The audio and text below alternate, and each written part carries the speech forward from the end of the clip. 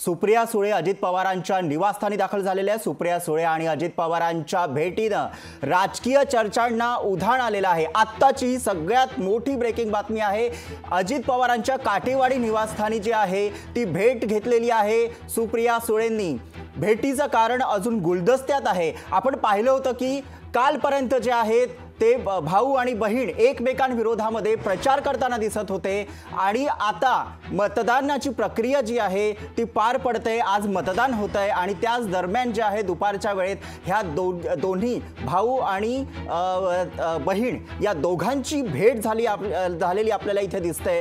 सुप्रिया सुळे ह्या अजित पवारांच्या घरी पोहोचलेल्या आहेत। इतके दिवस एकमेकांवर आरोप प्रत्यारोपांच्या फैरी झाडत होते। प्रचारादरम्यान एकमेकांवर चिखलफेक धूळफेक सुरू होती, पण आता